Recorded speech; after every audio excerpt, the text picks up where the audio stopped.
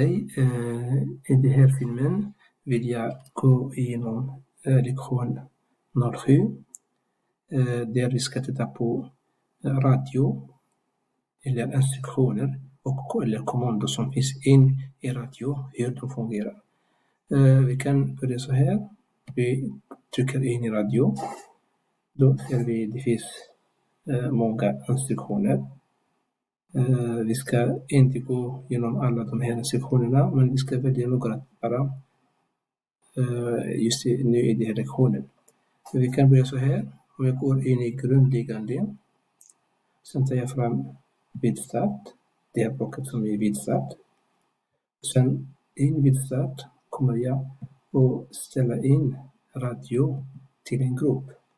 Det här kommandot radio ställ in grupp. Varför? Vad betyder det? Det betyder att de här korten, mikrobyteskorten, för att de ska kunna kommunicera med varandra måste ställas till grupper. Korten som har samma gruppnummer, då kan kommunicera med varandra, inte andra. Så det är därför då vi sätter det här restriktionen radio ställ in grupp. Det kan vara 1, det kan vara 2, det vi bestämmer. Det kan låta vara 4 till exempel. Och sen nu behöver skicka signaler via radio, i luften via radio. Vi kan göra så här nu. När jag trycker på knapp A, då jag gått in i radio. Det finns inuti här radiosändnummer. Jag kan ta fram det här. Vad betyder det? Det betyder att vi vill att vår kod, mikrobyteskod, ska skicka ut ett nummer. Det numret här står 0, men vi kan ändra om vi vill. Men vi kan också låta det vara 0. På samma sätt, jag kan också använda en till knapp.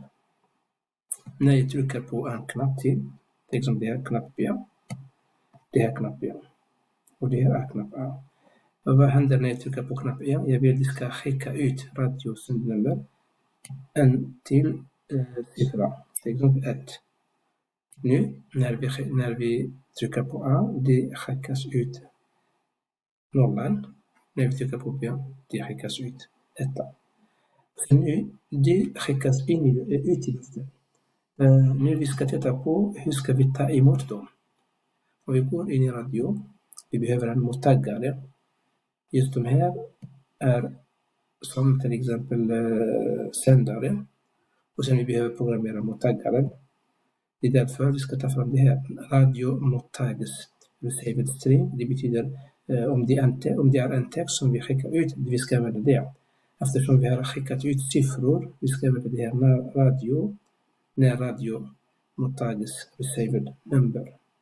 Då vi använder det. Det betyder när vi tar emot de här som skickas ut. Vi behöver därför kontrollera med logik. Och vi använder om annars. För att vi ska titta på vad är det som vi har tagit emot. Då vi kan skapa 2 villkor eftersom vi har skickat 0 och 1. Vi kan bara göra så här 2 villkor. Sen kolla med de här villkoren vilken siffra eller vilket tal har jag tagit emot. Då går jag in i jämförelsen. Som jag sa förra gången, alltid logiken. Det funkar ofta med det här jämförelsen. Vi ska jämföra. Vad ska jag jämföra? Det här numret, received nummer, jag kan dra den hit. Att det här received numret som vi har tagit emot 0. Eller om det är inte 0, jag ska kolla med en till jämförelse. Här. Kanske är det här 1. Ska vi ha 1. Då jag tittar vid mottagningen här. Vilket nummer har jag tagit emot? Är det 0 eller 1? Då om det är 0, jag kan till exempel visa det genom att göra någonting. Till exempel visa en bild. Och bilden kanske det kan vara någon bild här. Ett hus. Här är ett hus. Visa ett hus. Om det nummer som jag har tagit emot är 0, då visa ett hus. Om det inte är 0, kanske vi har tagit emot en 1. Då kan jag visa något annat. Till exempel en sax. Här sax. Eller en man. Eller en sax här. Så. Nu, om vi ska förklara den här koden. Jag kan minska lite så här.